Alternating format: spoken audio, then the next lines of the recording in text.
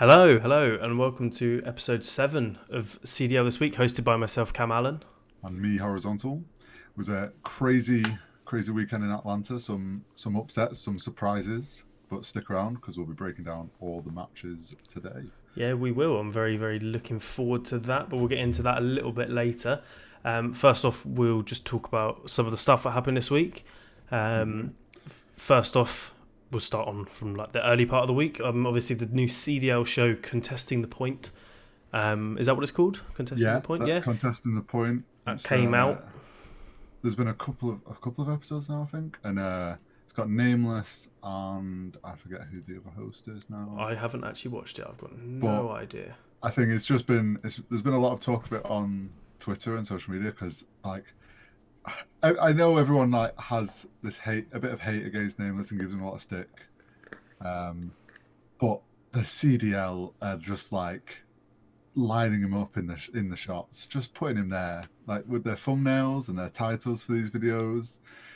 Do you think they do it on purpose? They've got to be. They must know what they're doing. Like it's pure clickbait. And yeah, the problem is though, like obviously you said you haven't watched the show, so I watched a little bit of it, and it's just I didn't enjoy it. It's not my sort of show because basically they have a certain point like Huntsman's gonna absolutely destroy Faze, and Nameless and the other person who I can't think, Pac-Man,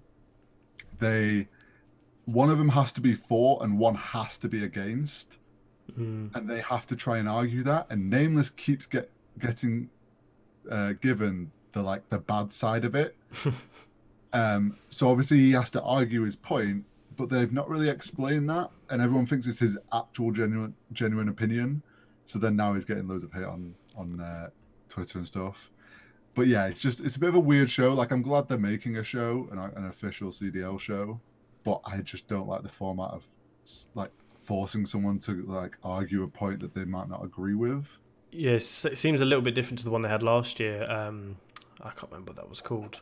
But the one they had last year was basically they just gave their own opinions on the questions, and to me that just felt so much better. I think you'd get a better response from the fans if it was just a show where they genuinely just chatted about the league and their own opinions rather than forcing someone into like bit like this. Yeah, bit like this show. Hire us. Anyway, and then got obviously the LA home stand video got released. Yeah, I don't know if you watched that little video. A bit of acting from Slasher and Aches, isn't it? Yeah, a bit awkward considering Aches probably isn't even going to be in on that team. Yeah, since that video came out or whatever, Blast, yeah. Blast has been scrimming with the Gorillas team. At first, people were saying, "Oh, it's just Aches doesn't some weird excuse," but it's seeming more likely that Aches might have been subbed out, which is something we mentioned last week. I'm not surprised, to be honest. I mean, dropping a 0.7 across 2 events isn't the best, but especially when people have been saying Blast is kind of nasty at this game, and he is actually very, very good young talent as well. And especially when you got like teams are subbing, like Enable got subbed out. So we said like Metal's getting subbed out after dropping like a 1.0 in the first event. So why has Aches not been subbed out? So it's good to see. I think it'll be interesting to see if Gorillas can maybe do a bit better without him. But yeah, because we said we're not sold on them, but we think they could be quite good. So it'd be interesting to see if they can actually progress with Blast on that team instead of Patty P. So I think they will be. I think they'll be better. On the basis that video. Blast is a slay heavy player compared to Aches. Aches, you rotate around and he'll drop like a 0.8, whereas Blast could easily be dropping 1.1s, 1.2s consistently. He's a good player, so it'll be interesting. Yeah, definitely. But we might as well move straight into the weekend, as there wasn't really too much news other than the Atlanta homestand this weekend. So we'll jump right in, not into the matches yet, but we'll talk about some of the kind of stuff that revolved around the weekend prior and during as well. Obviously, the schedule compared to London seemed to run a little bit smoother. Obviously, with a bit of an overrun on the Sunday. So they're making improvements, and I think we seem to like the theme after the weekends so far has been we start off on negative, like there's been problems with this, but I have to give them credit. Like the schedule was a lot smoother, especially on Saturday. I feel like Sunday kind of only run over because literally every match was a game 5. Yeah, definitely. Which is unfortunate. And like an hour over schedule is not too bad considering. Like it wasn't so much the schedule run over because there was suddenly a big gap. But yeah, schedule much smoother. There was, I mean, as we've said, it's not a CDL weekend without some issue. Yeah. There was some stats issues on day one, but they soon got fixed. Got better on day one, and they improved. Definitely, probably from the tweet you sent to Maven. I'm sure that helped. Well, whether it did or didn't, it to me it did. So I'm kind of proud that I managed to push that narrative out there, because that was really stressing us out, especially because there was the one game where they then didn't. If they showed them at the end of the matches, I don't like. Obviously they have it. Sorry, they have it up at the top at the end of the matches, then it's okay. But it's when they don't have that for like the last minute. Yeah, and we're back to kill feed counting again. And when they've got really shit colours like on the Paris and the Optic teams, you can't even read it. The numbers are so pixelated, it just makes it terrible. Like the colours have got better, but then there's obviously more than one colour options for some teams, depending if they're like which side of stuff and who they're playing against. And sometimes they pick a colour that's just too hard to read. I mean, so for Optic, it was white on like lime green. It was like, how can you even read that? Like, come on. I remember I was trying to read the numbers and I was like, has TJ dropped 14 or has he dropped 34? Has he dropped 54? It's like, I could make out the 4, but you just couldn't make out the first number because it was so pixelated. It was quite stressful because we got quite far behind as well. Yeah, so. It put us on the back foot, and for me, I was definitely playing catch up for the rest of that weekend. I think I only got a break to chill on that last game of the Saturday, but we got through it. We grinded, and they halfway through they did improve, and they were showing the full stats page at the end of the matches and talking through it a bit, which is good to see. And I'm glad they're trying to make the effort to show the stats. It's not even just for us; it's for everyone. Like everyone kind of wants to know who did well, like. Because then they can go and bash on certain players, or they can go and praise certain players, tweeting them. And because that if Aches does bad, everyone wants to go and tweet him. But if no one knows that he did bad, then where's the fun in that? Yeah, and it gets away with it. But no, you're right. It's more than just the stats guys, and it just puts more information out there for the fans, and it's good. It's good to see. Yeah, definitely. Obviously, we had a lot more games on the Saturday as well. I enjoyed that more. I enjoyed it more, especially having to go to work today, say this morning. If there was more games on the Sunday, overrunning, I'm not going to go to bed until like 4 a.m. I went to bed, I think it was like 2:30 in the end. But imagine if there was a couple more games. It's definitely helped us out. I think it was also a good move from Atlanta because it does put that little bit more pressure on the teams, because if they lose their first match on the Saturday and then lose their second match, they're gone. They don't get to play on Sunday. Yeah, they don't get to play on the Sunday. Which is what it's always been like. It's a championship Sunday. It's for the teams that did well. Just because you win, just because you lose a game. Well, I mean, at London, teams lost their first games and then didn't even get to play on. They didn't get to play until the next day. They had a massive break, and you just can't get used to playing if you're literally playing once a day. So, especially, and I think for if you've lost your game, you're gonna want to try and stay like warm, as they say, and keep your momentum to try and use that to then actually win your losers round. 100%. You don't want to sit around for a day and then lose it, and you've got to try and perform from the get-go. You've got to try and get back in the mindset. It's just more difficult if you lose a game and then you win a game and it's like, okay, I'm pumped going into tomorrow now. Whereas if you lose, it's a bit like, oh, well, we don't fucking play until tomorrow. What's the point? Yeah, exactly. Teams so can get demotivated. I think Atlanta was a good move by them with that. Definitely. And it meant on the Sunday they were able to slot in the hype battle. Unfortunately. Unfortunately for some of us, but I mean, it slotted in smoothly, unlike at London. Yes, it kind of like it we've spoken about it. It's not our favorite thing. It was a bit more interesting, I think, because I Faze did it a bit differently. They had like this whole gunfight tournament with all the Faze personalities and stuff. Yeah, I thought that was kind of cool, but obviously we didn't get to see any of it, so it was only for the fans in the arena. But for me, the only reason I liked it this week was because it gave me a chance to catch up with putting all the stats into the big spreadsheet. Oh yeah, it gave us that. It was a nice little break, ready for the final, which was good. But yeah, it was a bit more interesting, and I think from like in London, we didn't really experience it that well. I think the way we got to watch it, where they showed like all 4 cams and we could hear everyone's comms, was kind of a bit more fun.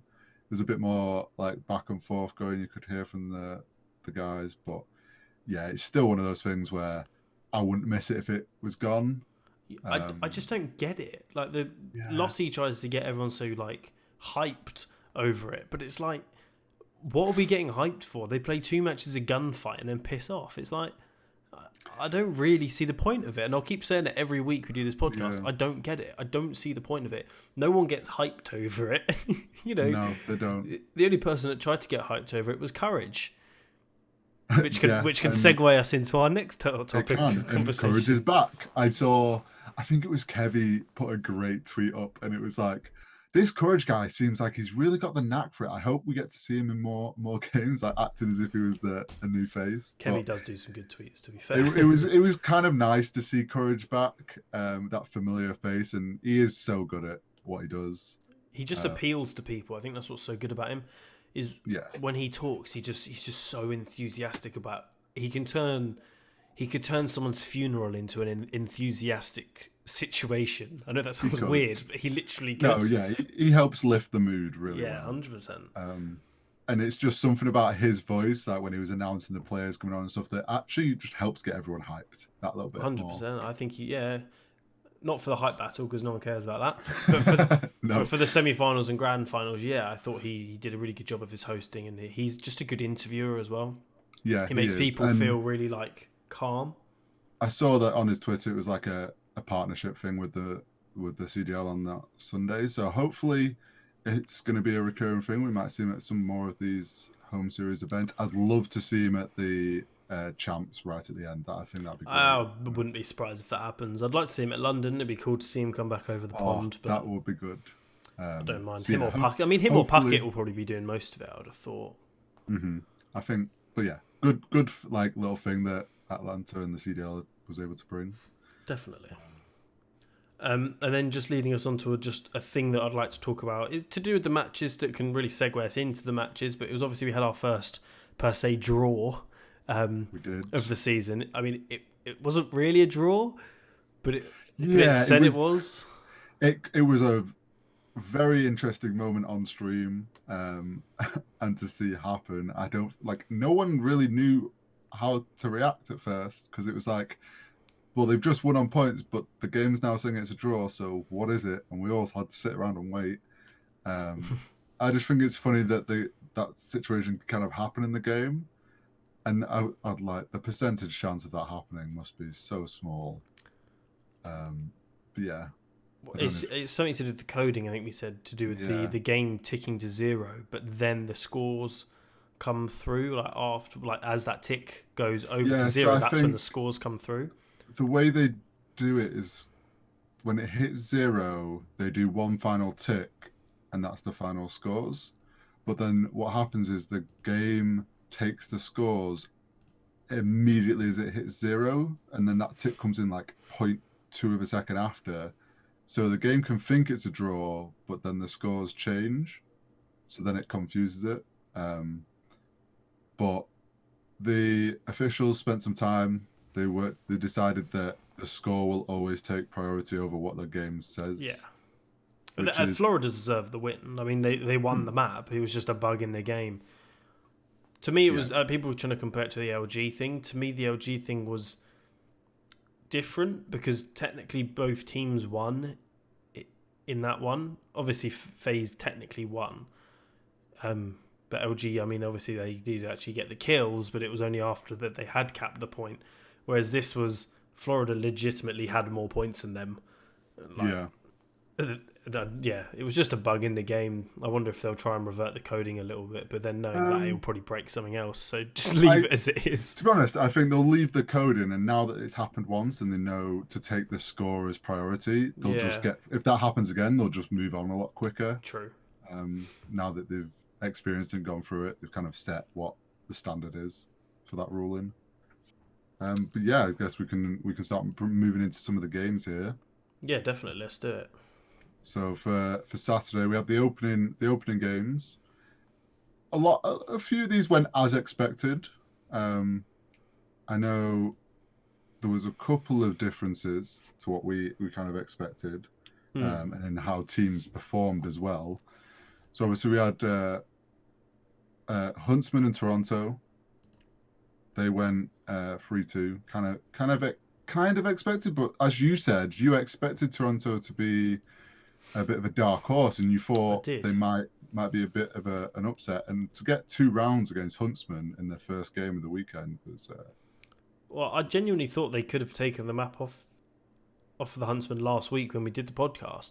I was saying that don't sleep on them. You know, Bance is a superstar in this game. I think he's really good. Methods will drop you a 1.2 every game. And as long as the other guys can be around even, you know, they're going to be a good team. And to be honest, that is what happened. I mean, Bance dropped just over a 1 KD, Methods at a 1.35. And the others are all just below even. So to me, you know, they keep that up for the rest of the year. They're going to get better. I do like this Toronto team. I think they're really good. They just don't have that clutch factor. Like when they're playing well, they can play well. And for Huntsman, they obviously came out a little bit cold, and that caught them off guard. Like Ultra came in a lot stronger, showed that they're a good team, and very nearly took it away from Huntsman. It would have been a crazy upset for the first day. I think that would have been probably one of the bigger upsets on day one. That would probably have been one of the biggest upsets of the season, even coming in from the second tournament. It would have been absolutely mental if Chicago had lost that. I think all the other opening games kind of went as expected. Faze 3-0'd Optic.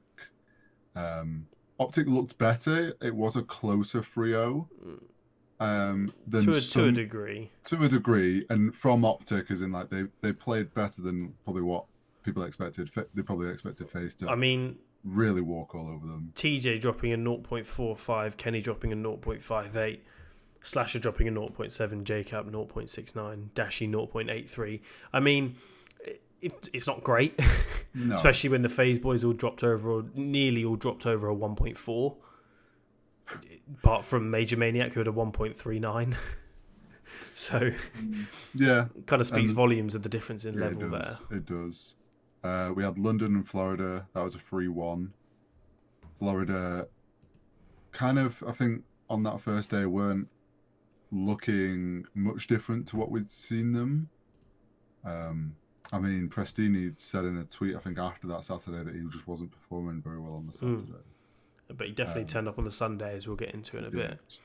So yeah, London moved forward. And then we had Minnesota Rocker and Paris. I think we both expected Paris to win there. But Rocker came out really strong this weekend. Yeah, they look really good. Really good, to be honest. Playing a lot better. Considering they as well were one of the teams that hadn't played in London, there's this argument of like, obviously they've had a lot more time to study the other teams that were playing and stuff, but also they've had like that 2 weeks off. I think they came out a lot stronger than we expected to. And Paris, we said it, I said it for London, like Paris are coming out a bit slow. Kismet's not doing as, like, we haven't seen Kismet perform like he did in the first weekend. I mean, this weekend he had he had a 0.75 KD this weekend, which was, I think, top 5 worst.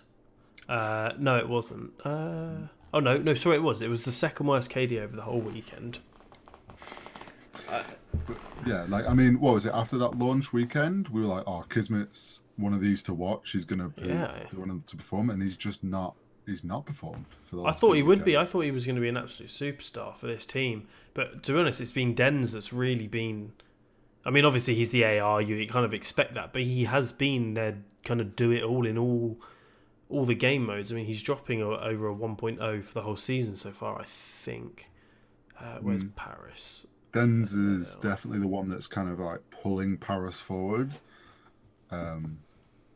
It's a bit of it's a shame. I think Kismet has the potential, and Paris could be doing a lot better, but Rocker, obviously, like Paris just didn't perform, and Rocker really came out. Looked good. Running. They really looked good. I was really impressed by him, especially Alex, because obviously I didn't think we'd seen too much from him at the launch weekend, but coming into this weekend, he was absolutely frying. I think he was in like top 10 for quite a lot of the different stat lines we had. Alex, GodRx, and Assault. GodRx is so good. Honestly. All three of them were in a lot of the top 10s, and that just shows how well they played this weekend. GodRx is their superstar, though. Let's be honest. He is very, very good.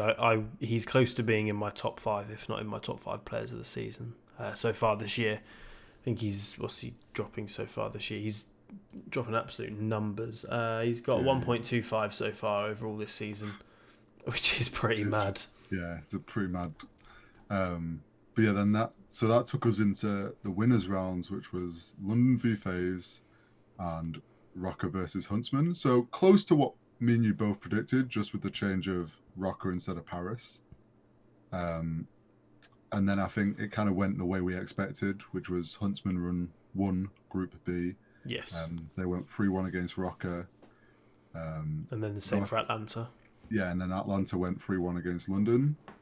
Kind of the way that was expected. Huntsman looking better than they were in their first game of the day. Like, they came out a bit slow. They were definitely looking better in their winners game. Obviously knocking London and Rocker down to the losers run. Yeah, I mean, London performed pretty admirably against Atlanta. In all of the game modes, to be honest, I don't even think Search was. I think Search was maybe a 6-3. I can't exactly remember what it was. But I mean, they obviously won the domination and played them pretty close in both the hard points. And to me, that shows that London they're definitely a top 5 team, maybe if not a top 4 team. They just aren't really getting over the line, especially when losing to teams like Florida, who aren't bad, but they're not. The best. To me, I'm not convinced. I think they're good, but they're not really going to hold it for that long of a period of time. Yeah, so they went 6-3 in the search against Faze, which I think shows that they've got a strong search potential if they're doing that against Faze, who are meant to be looking like the number 1 search team. So London's looking good, but yeah, they could still be performing better. They're, like, as we've said in the past, they're just a bit. I forget the word now. Inconsistent, yeah. At times, yeah. I think they're better than inconsistent, but yeah, they have a few. I think it's just a few inconsistencies. Seems like domination's not too strong. I mean, they've played 8 dom games this year and they've only won 3. Search and Destroy played 11, won 6. Hardpoint played 14, won 8. So it says to you that I don't think London have had they had 1 3-0 against New York, didn't they? But they have attended all 3 events. So you can obviously tell that they've played a substantial amount of games. I think the only team playing more than them is Chicago. And maybe Paris, actually. Paris might have played. Paris have played a lot of games. I think Chicago, because Paris didn't make it as far in London, did they? No, Paris have played 16 hard points. 12 search and destroys and 9 dominations already this season. Yeah. Played quite a lot. Yeah.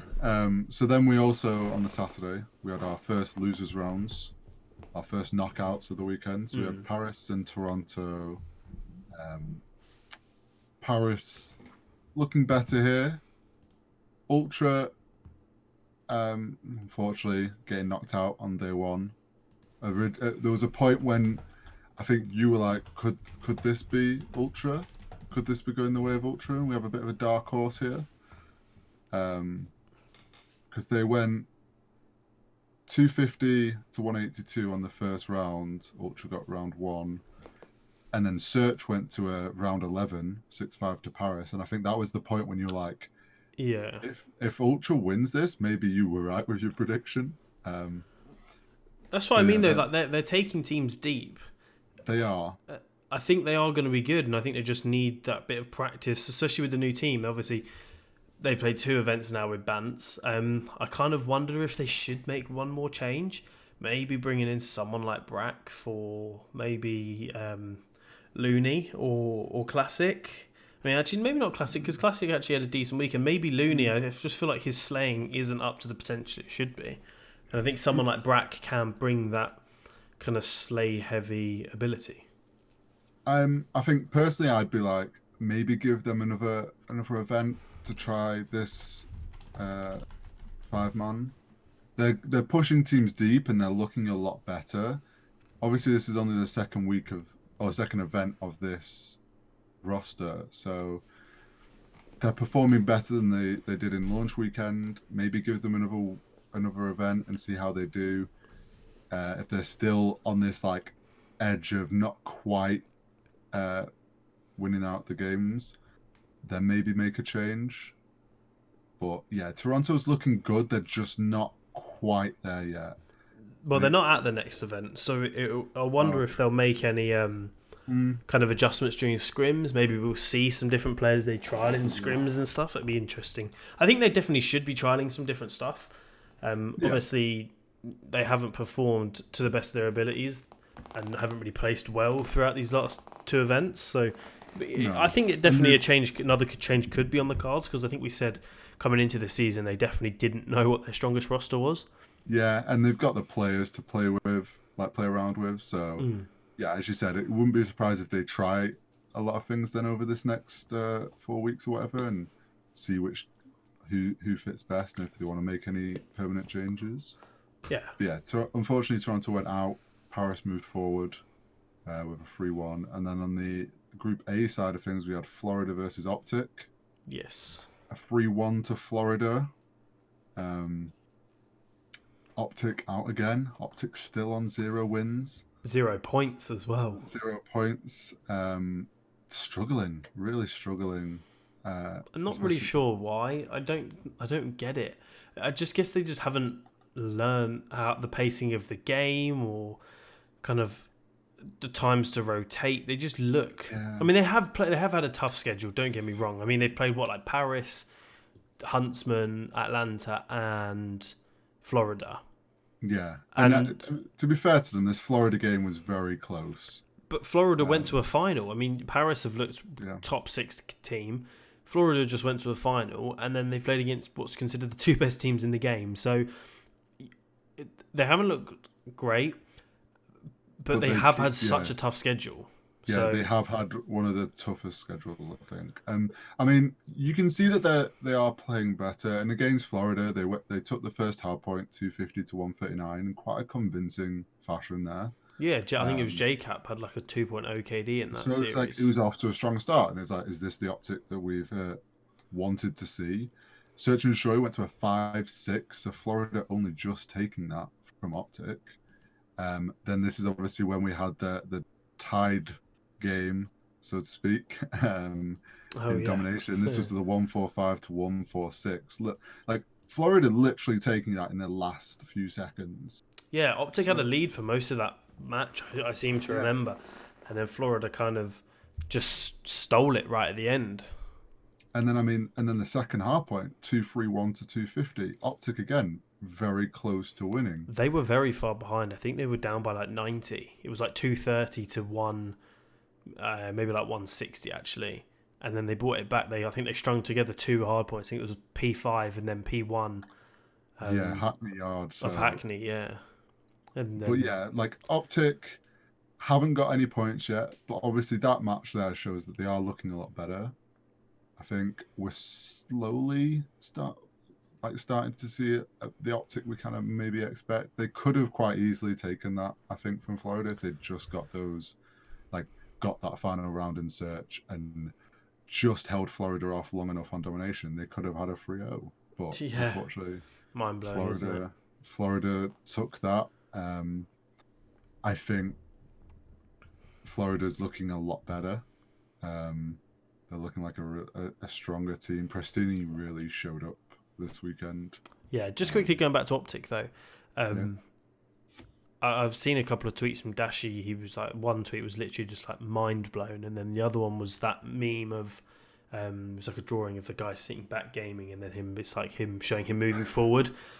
And I'm not sure whether that means he's grinding in the sense that he wants to stay with this team, because obviously at the start of the year he wanted to leave this team, didn't he? He wanted to go and join the Huntsmen. Yeah. So it'd be interesting to see, kind of what happens. I mean, if anyone really wants to buy Dashi out, it's probably going to be quite a lot of money, because I can imagine his contract is massive. So I don't know where they'll go with that. I think they obviously saw, I think Nameless and that was saying they make a change. Where JCap was better than TJ this weekend, Yeah, but you don't take TJ out. I mean, in a weird way, because TJ's TJ. Like, obviously, I get the optics not performance. Your first thought is with the whole sub thing, like, let's sub someone out. But really, as you said, like, who do you sub out? I mean, like, that game against Florida shows that they are sort of finding a groove. So my opinion would be to, like, give it a little bit more time before you try and start deciding who you're going to bench, because that's not going to be an easy decision. The issue is you have two ARs sat on your bench in Chino and Gunja. If you bring in either of them, say you bring in Chino for JCap, I mean, that's another slow AR player you've got. Dashi shouldn't be running the AR, he should be running Flex. So he should probably be running the MP5 more. I get that he likes being an AR player, but he should be up there getting involved in the battles, because he will get you a 2 or a 3 piece, because that's how good he is. Whereas if he's sitting back, I feel like it's just a role problem with them at the moment.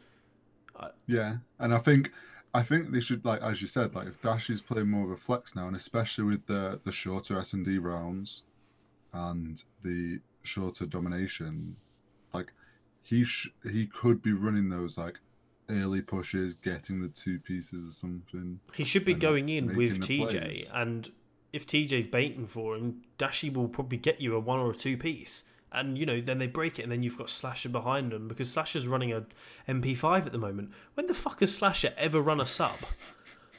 He's been considered the best AR in the game alongside Octane since like Black Ops 3 Infinite Warfare. Why the fuck is he running a submachine gun? He should be your main AR. If you wanted to, you pick maps like Azaya Cave and Arklov and maybe like St. Petro, where you can use a couple more ARs, and that's where, maybe you can run that 2 AR setup with Slasher and Dashi, and then you've got like TJ, JCap and Kenny just running in front of you. And I know obviously it's not that simple, but you try and pick these AR heavy maps, surely. It does seem to be like there's just a bit of a role mix up for, like, people's strengths, and maybe just swapping around of people's roles and what weapons and stuff they're using, and maybe they will find the groove that we all expect them to have. But yeah, obviously it's their homestand next, so I mean, if there's any time for them to finally show up and show what they can do, it would be at their homestand. So. I've just got one more thing on that. If they do bring in, say, Gunjar or Chino, there is no way Dashi is still running an AR. Chino's not going to run a sub. Chino's one of the slowest players. It's like having methods on your team, or maybe someone like Dens. They're not going to run a sub. You saw Dens run a sub in fucking Black Ops 4. He got dropped, and now look at him. And then you look at him in the end of Black Ops 4. There's certain players that shouldn't be running an AR. Dashi should be running an AR, but not on this team.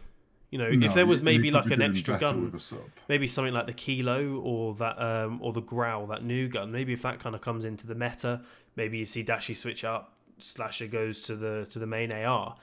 But for the meantime, I really don't think Slasher should be running a sub, because he plays too slow for it.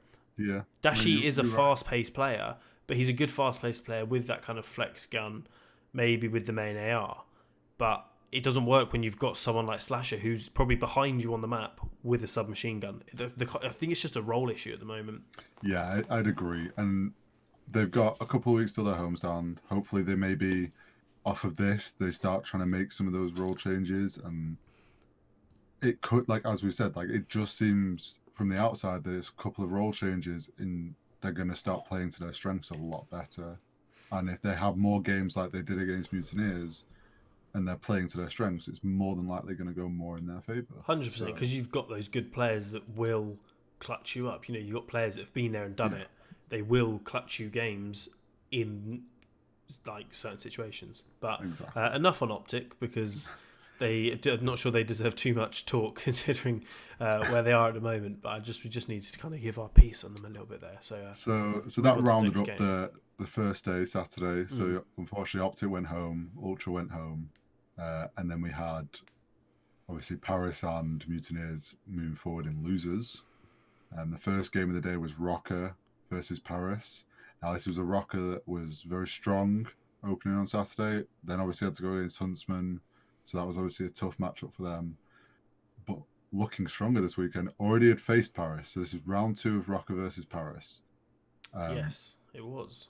I think the first 2 maps weren't exactly the same, but it was the same maps, same modes, but the results were flipped, I believe. I think it was. I can't remember what hardpoint it was, but it was definitely St. Petro domination. Paris got smoked the first time they played it on the opening day, and then just returned the favour on Minnesota and just smoked them next day. Let me get the matches up. So on the day 1, the first time they matched up, Paris took the hardpoint on Gunrunner. That was 250 to 11. But on Sunday, Rocker took it 250 152. Yeah, different. So Rocker came out a lot stronger on the hardpoint. Paris looking slow. Obviously, they'd won losers the day before, trying to come off of that original loss and being on the brink of knockout. Then Search and Destroy went to so this is on the Sunday. The Search and Destroy then went 6-3 to Paris. So Paris looking really good in their search. A lot better than Rocker. I don't know, because Rocker did take that one off of. I think they're pretty even. They're pretty even teams. I mean, I think Rocker are the better team, but they did look somewhat even.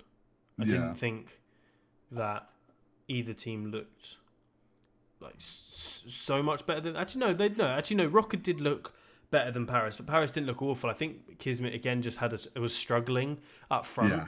It almost to me looked like he was going in and no one was really getting his trades. Like he was playing like hyper aggressive and the team kind of wasn't there with him. And especially when you're like other SMG and Luca, who's supposed to be kind of your superstar, where everyone talked about being this kind of superstar on Paris, hasn't been performing. You know, if you're not getting your trades, then the other team's, picking up 2 pieces. You're going to lose spawns. Yeah. You're going to get pushed off the map. You're not going to win S&D rounds. And I feel like there's just an issue, maybe with a pacing issue with Paris at the moment. Possibly. But Paris did manage to take that S&D eventually. Then it went to Domination. And as we've said, like, Domination's so kind of flip-flop. It's hard to say that a team's really solid at Domination because it can go either way. But Rocker took this. 156, 133, so fairly close for a domination. For a domination, yeah. But yeah, Rocker took it, and I think it was at this point we both kind of said if Rocker gets the domination, they'll probably get the hard point again.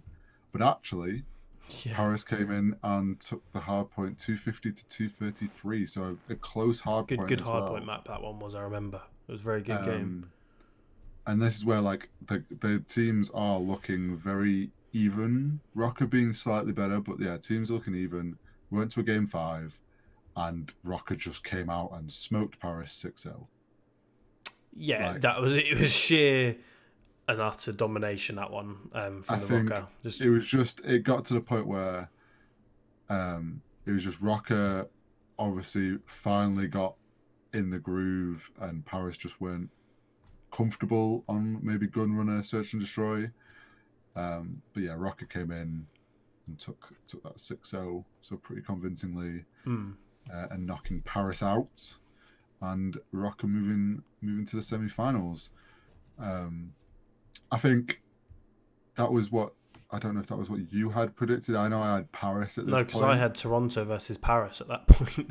Oh, okay. So yeah, neither of us had really counted for Rocker getting to the semi-finals. No, I slept on them massively. I really didn't expect them to come out and be so good. I mean, they should have made it to the final, bar getting reverse swept. So yeah, which I'm sure we'll get onto. And then the second game of Sunday was London versus Florida. Unfortunately, London getting sent home not quite the performance I know we as London fans really wanted. No, I But think they just came out. They looked a little bit sloppy. It kind of looked like the slaying power was inconsistent. Again, like we said earlier, there just seems to be yeah, these slight inconsistencies on the team. I mean, Jerd wasn't dropping big numbers. I know he's kind of their beta. He'll kind of be in first. He'll be the kind of guy rotating and all of the kind of that per se dirty work. But when players aren't really supporting Wusk, I mean, there was in the game 5, I get that it was scraps. I think it was like 15-5 or 15-6 or something ridiculous. But in the respawns, I mean, Waskin's just, especially the hard points, is just being absolutely dominant. And when someone like that is dropping a consistent, I think he's got like a 1.5 or something this year in hard point. When your teammates aren't helping you out as much as they should be, it's so weird to see him not winning, because when the guys are kind of around even, going just over positive, they absolutely smoke teams. If they can figure out maybe their pacing, I'm not sure. Maybe their SMGs are playing too quick at times, and the other guys aren't really there to back them up. I don't know. We'll see what happens. I think Ravens are still definitely a top 4, top 5 team. oh yeah, definitely. And I think, as you said, like if the other players can start performing more on the level of Wuskins, and like they're looking better as a whole team, they're really going to smoke some teams. But obviously for this, it was a game 5 as well. So second game of Sunday, second game 5. Yeah. Florida took hardpoint 250, 154. So took that very convincingly, really. London coming off a bit slow. But then we went to Search and Destroy, and London went 6-1 and Search and Destroy. Yeah, came out and absolutely smoked them. Yeah, so then you thought, okay, London's woken up, London's getting into things. Domination, again, can be so flip-flop. 151, 146, another close domination. Yeah, that one was unfortunate from the side of London. They were kind of playing catch-up for most of the game, and they got it back at the 9-minute mark. They were 3 points down, and then obviously lost by 5. Florida just got that kind of double cap. I think they might have neutralised London at one point or something for like one tick or something. That was almost like the game changed just on that tick. So close, and I think even the casters joked that we might even see another draw because it was getting that close. So that took us to game 4. Hard point, Hackney Yard, London 250, 171. Pretty convincing hard point, really. This is what I mean. Waskin, you see, dropping a 1.66. And then you got Jerd, 1.33. Dylan over a 1 KD. And then the other guys were kind of 0.9, 0.8. It just shows you that when the guys are kind of at that even, little bit over even, they're winning by 80 points here. Or what is it, 79 points? It's pretty convincing. Yeah. And it's like, at points like this is when you think, okay, London should win this. They're looking strong. And going into a Search and Destroy, you just saw them smoke Florida 6-1. So you're thinking, okay, London's looking strong on Search today. It's hopefully going to be like this. Probably going to be a London should really take this Search and Destroy. But then it goes 6-3 to Florida. Yeah, Sky's 14-6. This was when Prestini really showed up. I think all game Prestini was obviously playing a lot better than he had the previous day. But yeah, 6-3. And Florida manages to take the win there and advance to the semis. I don't know what the stats on Florida's side were. Oh, we just closed it. So I think Prestini had a 1.1.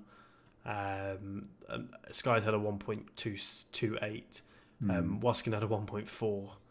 I mean, there's no denying he's top 5 player in the game. I don't think anyone would try and argue against it, to be honest, at this point.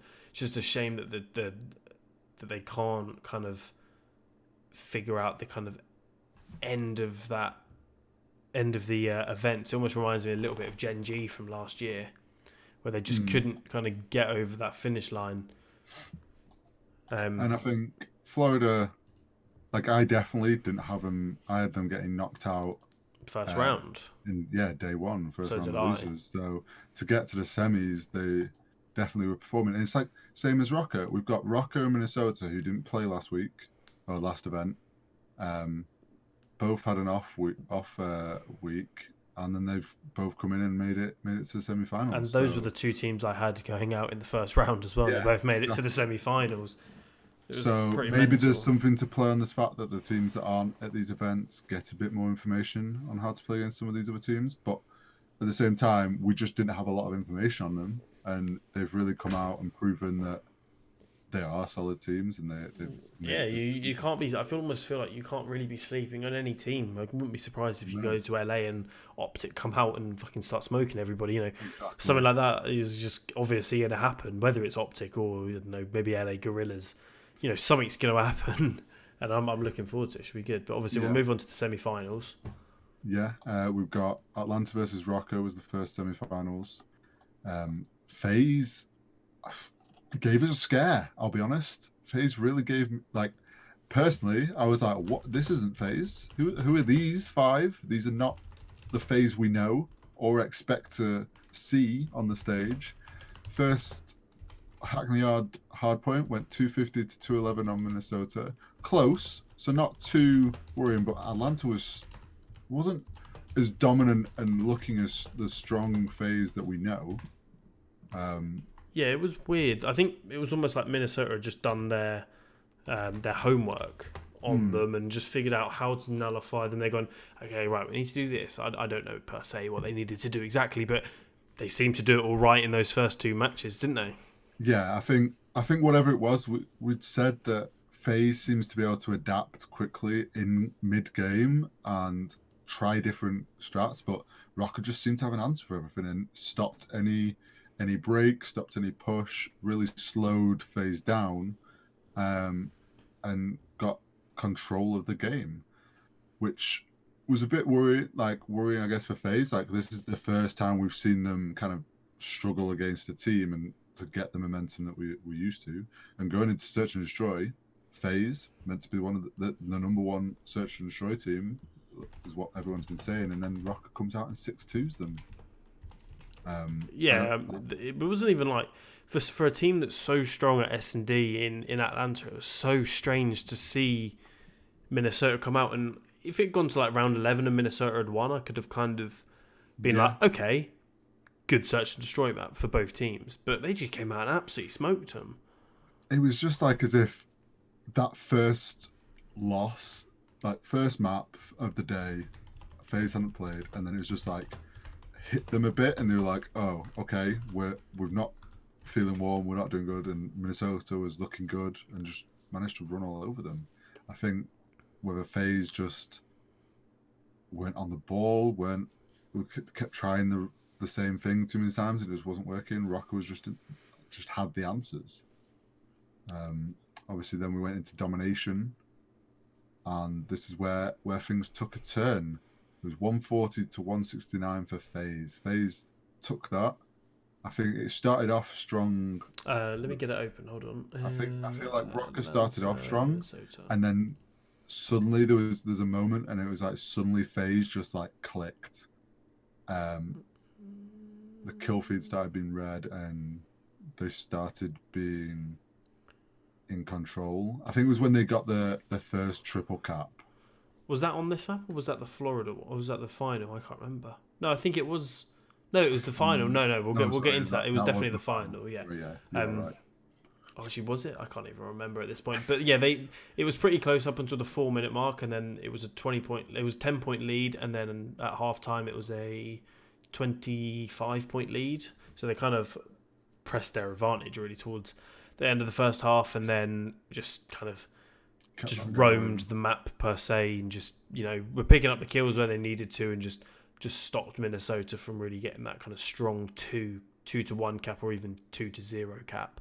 So yeah, FaZe looked good. Yeah, I think it was definitely, though, we were like chatting at the start of that match when Rocker was still looking good, and FaZe hadn't quite got the momentum. Yeah. Like, what is going on here? FaZe just aren't looking good at all. But then there's something clicked. They turned it up. They got the domination. Hard point was 250 to 205. Not super convincing, but a big enough win. But close for FaZe, really.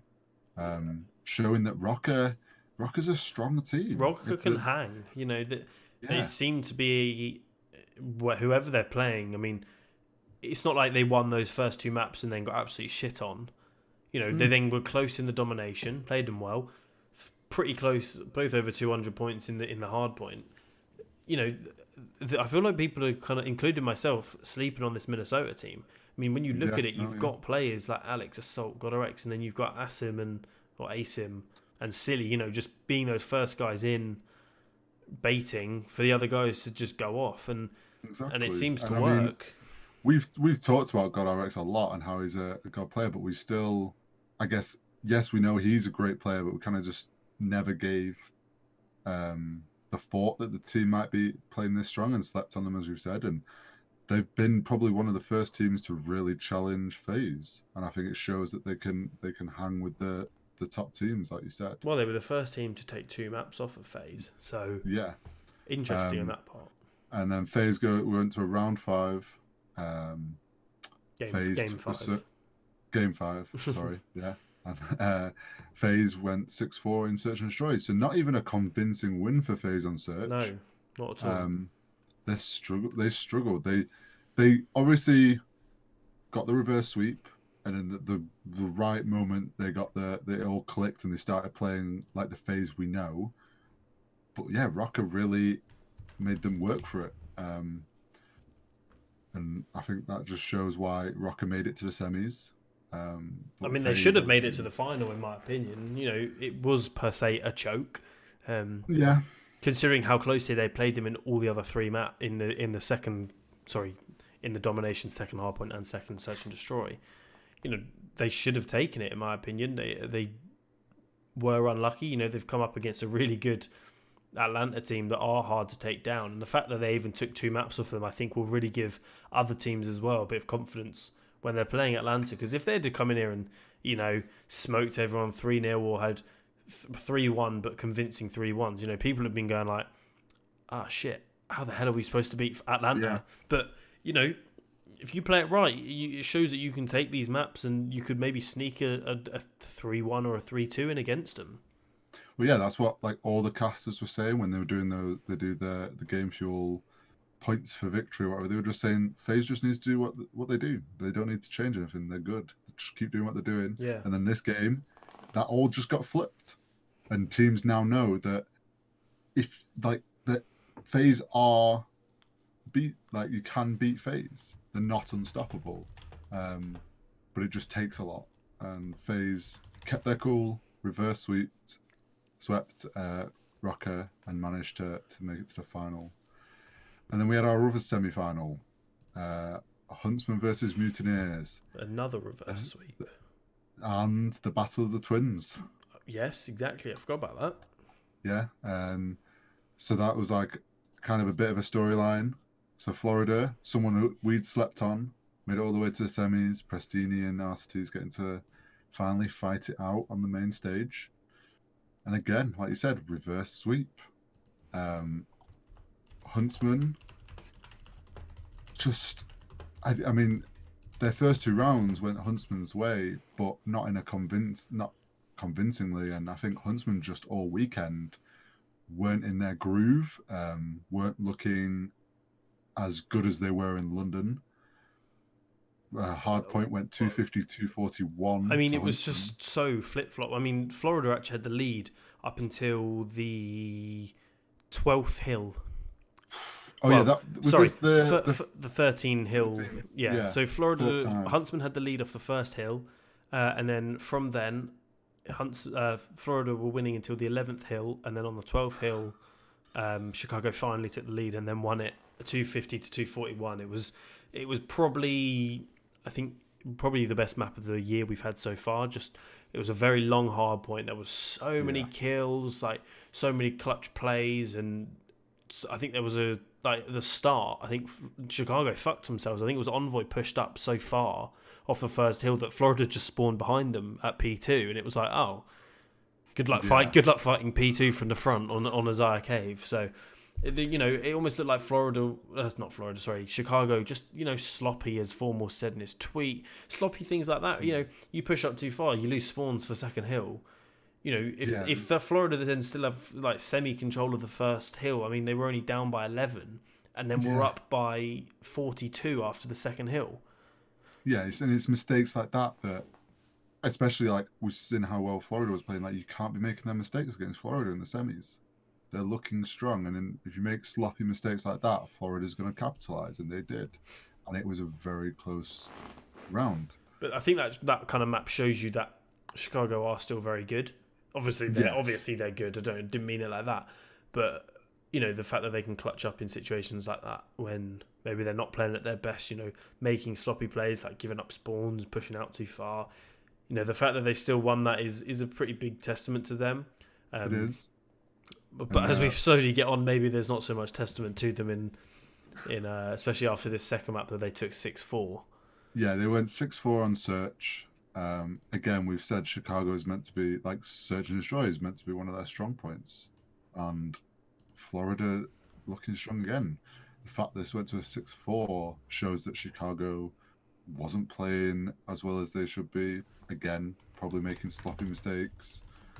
And Florida just coming off of their win against London, feeling obviously a lot stronger and playing that way. I don't know what the stats were like on the search and destroy, but Chicago looking good. Chicago looked good in the first, well, like somewhat good in the first two maps. Obviously, again they clutched up in the search and destroy, taking it 6-4. But then you go into this domination and Florida kind of blew them out the water. I think it was a 46-point win.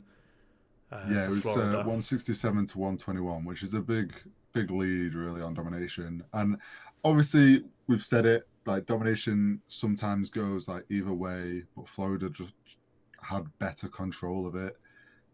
This definitely is a game mode where if Chicago, like they've said, they were playing sloppy and weren't playing to their best ability, like you can't afford to do that on a domination. It's so easy for it to go the way of the other team. Well, it can just spiral out of control so quickly. Yeah, exactly. So you get a 2-cap, you neutralize for 5 ticks, 20 seconds or whatever.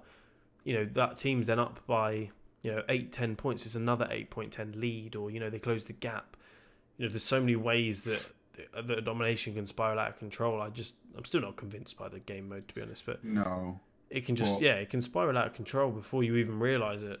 It can, and I think with Florida were playing well in those first two rounds, like letting this spiral out of control and Florida gets the win on domination just kind of gives them that sudden kick of, okay, we're not 2-0 down now.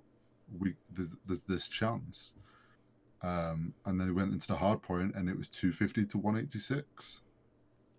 Chicago not able to clutch it up this time.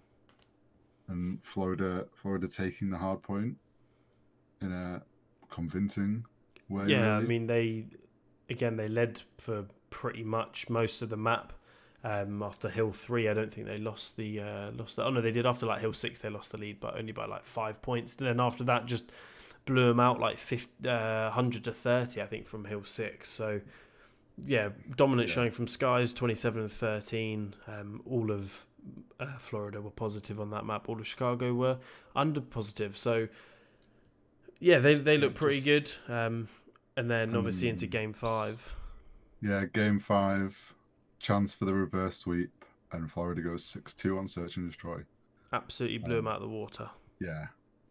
I think whether it was partly on maybe a mental thing for Huntsman, that they were getting in their heads a bit because they haven't been playing well all weekend, and then now they're suddenly about to give away a 2-0 lead. Like, yeah, they didn't play well at all on Search and Destroy, and Florida just came and performed and blew them out of the water, like you said.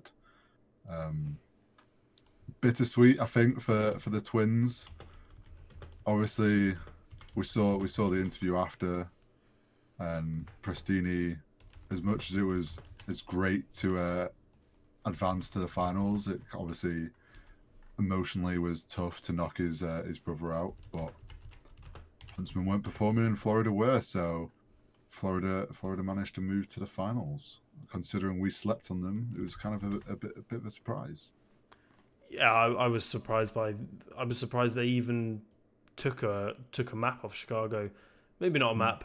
But I'm when I saw them win the domination, I was still confident that Chicago were going to win. Yeah. I don't know what happened. It just looked like, as Formal said, just sloppy play. Maybe making the wrong reads, wrong decisions, especially in Search and Destroy. I mean, 6-2, you can't be losing 6-2 in a game 5.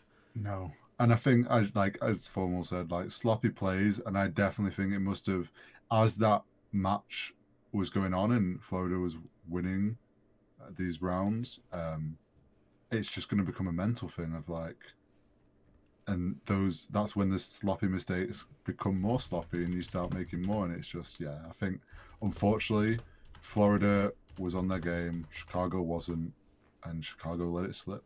Yeah. And then obviously on to the final. Yep, big final. Atlanta versus Florida. Probably not what I think anyone expected. I would doubt that if you could find me one person that predicted an Atlanta-Florida final, no, I will be very surprised. The only thing that was predicted out of that was Atlanta winning. No, and Atlanta winning. Yeah. But yeah, Florida was, I don't think, on anybody's cards. Not at all. I feel like before this match is starting, going into this match, we'd seen Florida have a bit of a shaky match against Rocker. Like, it was close, and they turned it up at the end, but they weren't performing like the dominant Faze that we know. And we've just seen Florida reverse sweep Huntsman and looking strong all weekend. Like, this could have been. I definitely was thinking this might be a game 5, but Florida comes out. Not Florida, sorry. Faze came out, and Faze was Faze. They smoked him in that hard point. They went 250 to 138, and it was kind of just at that moment I was like, okay, Faze is awake now. This is the Faze we know, and the dominant. Like, they were everywhere, rotating. I think there was even points when they were just like almost rotating like 2 hills ahead, and it's just Faze took that hard point very, very convincingly. I mean, Simp 29 and 17. Major Maniac didn't even have to do anything. 15 and 9. All weekend it looked like Major Maniac was just letting his team just do their thing. He was just rotating, picking up spawns, going around even every game, just letting the other 4 just run around like crackheads, killing everyone. So yeah, it was a pretty dominant hard point from them. It was, and then we went into Search and Destroy 6-4. I expected this to be close. I did. Florida's Search and Destroy had been looking good. Faze's Search and Destroy kind of hadn't been looking as good as we'd expected. So obviously this was a lot closer than probably. If you told me this was the matchup at the end, I would have been like, oh, Faze will still smoke him in Search. Like, Faze has Search. But no, Florida gave him a run for the money. Yeah, I mean, I was pretty confident in. I actually thought Florida might have taken this Search and Destroy, but then you look back on it and it's like, well, I mean, this whole Faze team is built on Search and Destroy. Players have been playing it since they've been playing like GBs per se with each other since like Black Ops 3. So you can kind of obviously tell or see why they're so good at Search and Destroy. But it's the same with a lot of these guys in on the Florida team. You've got people like Havoc, Morks, and Skies. They've been playing GBs and that for a long time as well. And I guess that's why they're quite a good Search and Destroy team, which is why this obviously went so far. 6-4 was a pretty fair scoreline to me. I mean, I would have loved around 11. We all love around 11s. But I think a Faze, like obviously a Faze 3-0 in the final is kind of an expected result per se. I mean, obviously, that domination, I thought maybe Florida takes this, because we've seen a lot of cases where when it's a 3-1, the domination always goes to the losing team. It was close with 137 to 148. But Faze managed to. This was when we had there was 2 moments where Faze managed to triple cap, and that's just what kept them ahead. It was right at the end of the first half, wasn't it? We would Florida was each up other. by like 20 points or something. It was 22-point lead at 4 minutes, and then it was a 4-point lead going into the half. Yeah, and it's just like that is the last moment you want to let a triple cap happen, really, because then that gap's just gone. Yeah, it was. And then I think there was one right near the end again. Faze managed to triple cap at the right moment and secure that win and 3-0'd them. And from having game fives all of Sunday and then suddenly the final, which I kind of thought, oh, maybe this will go to game 5 with how Florida's been playing, and then no, Faze is here. I was pretty happy it went 3-0. I was pretty tired at this point. Yeah. I was happy it was done. From a personal standpoint, yeah. I was happy it was done. I mean, they definitely, everyone predicted them to win. I think Slacked tweeted out a really sarcastic tweet after the final. It was like, wow, Faze won? Never would have guessed that. Like, it was just so sarcastic. Obviously, everyone kind of expected it, especially then with Huntsman not being in the final.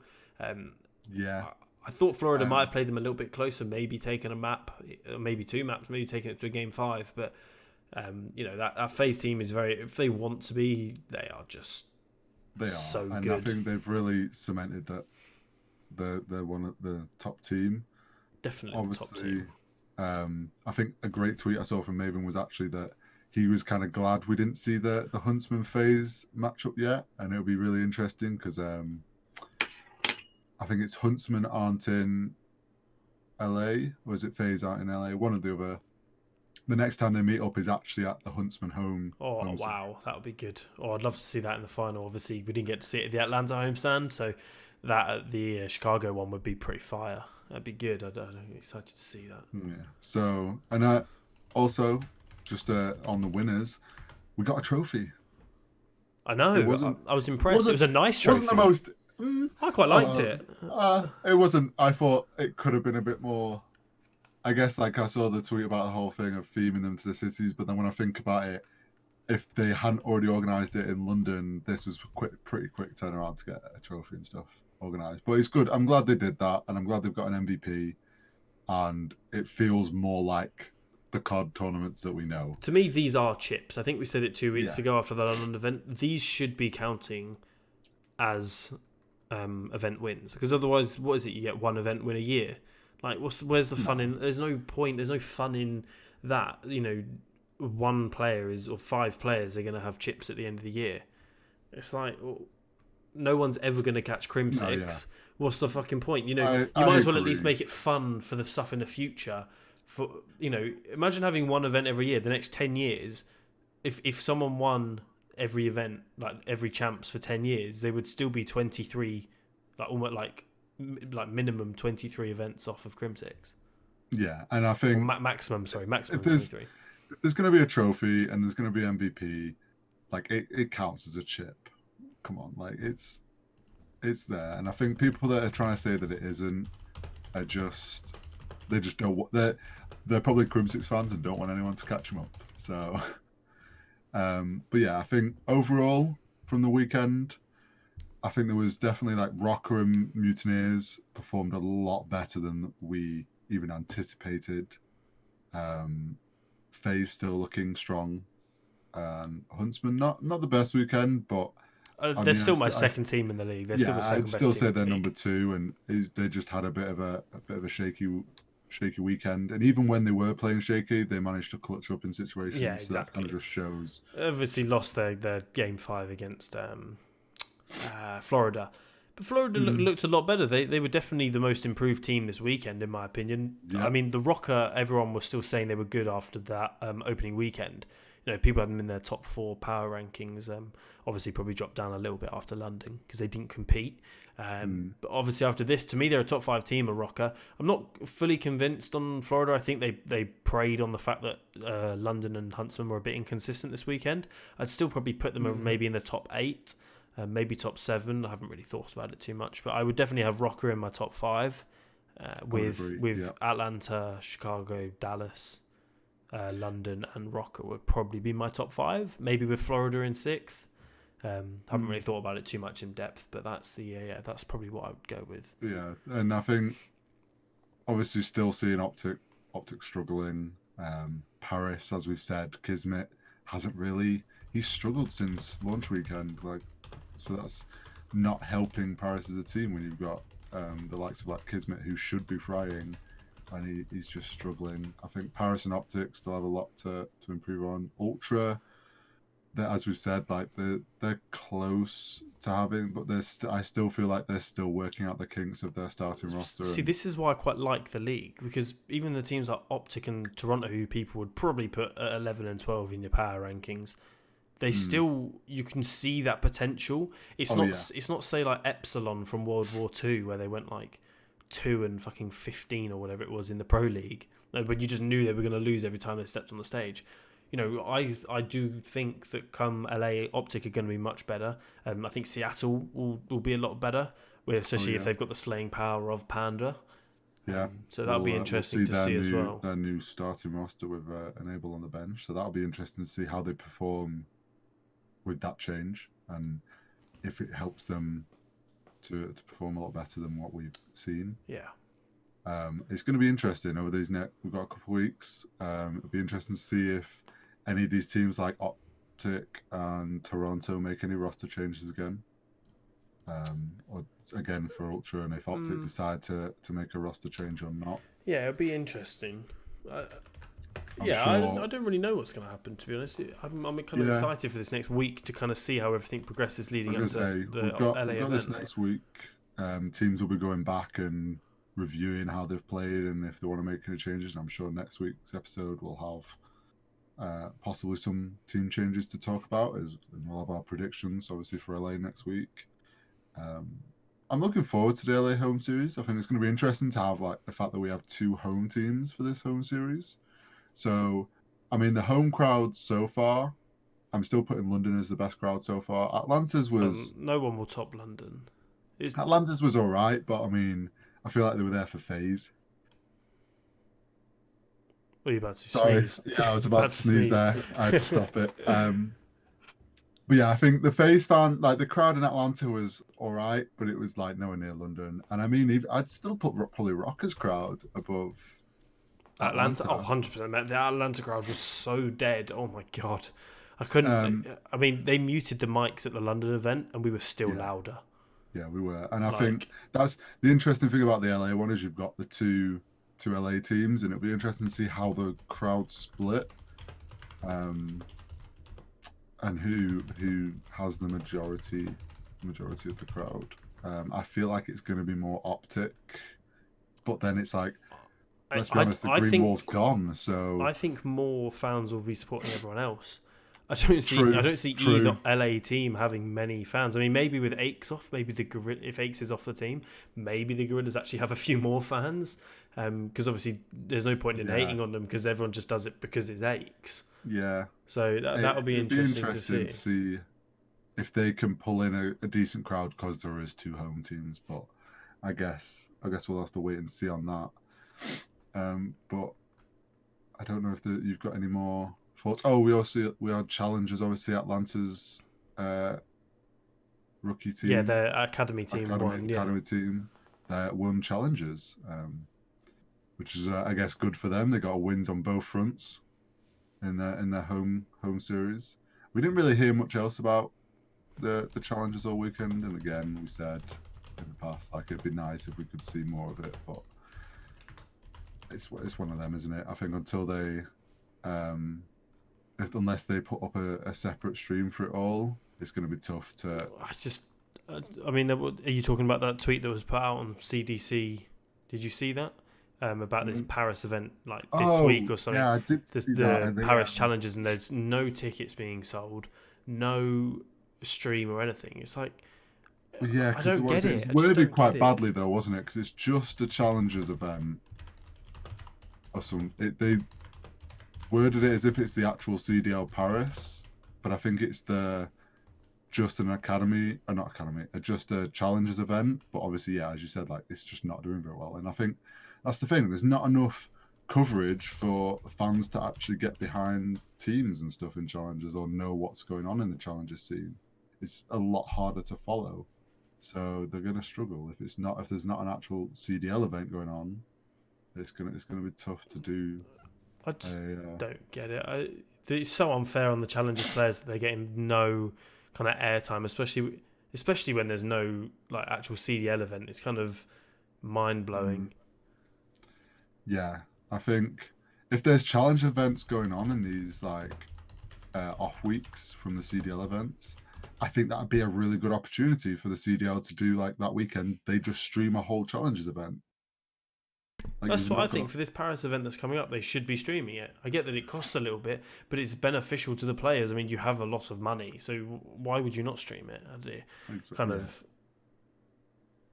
Yeah. I don't know if there's much else that we've got left to touch on from Atlanta. I think we've covered pretty much everything there.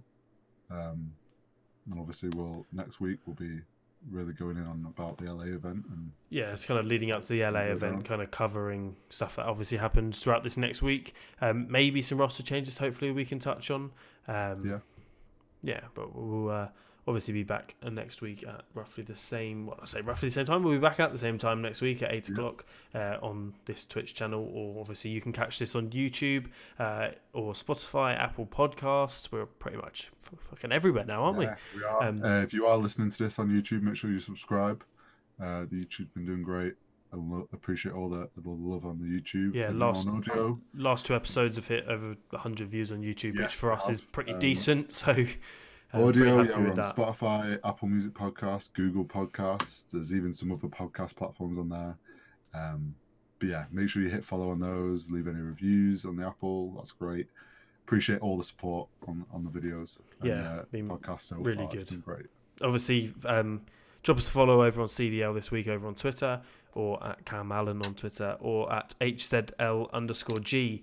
Hoping you get that horizontal alias at some point. Make it a lot easier. I keep checking, and the guy hasn't tweeted in like 5 years, and it's making me mad. Like, I just want to get enough clout on Twitter that I can ask Twitter to give it to me. So you can claim it. But we'll obviously be back next week at 8 p.m. on this YouTube channel. This is Twitch, on this Twitch channel, and then obviously you can catch it over on YouTube a couple of hours after we have finished on Twitch. But we'll see you next week, guys. Thanks for tuning in, and Appreciate peace. You all. Bye.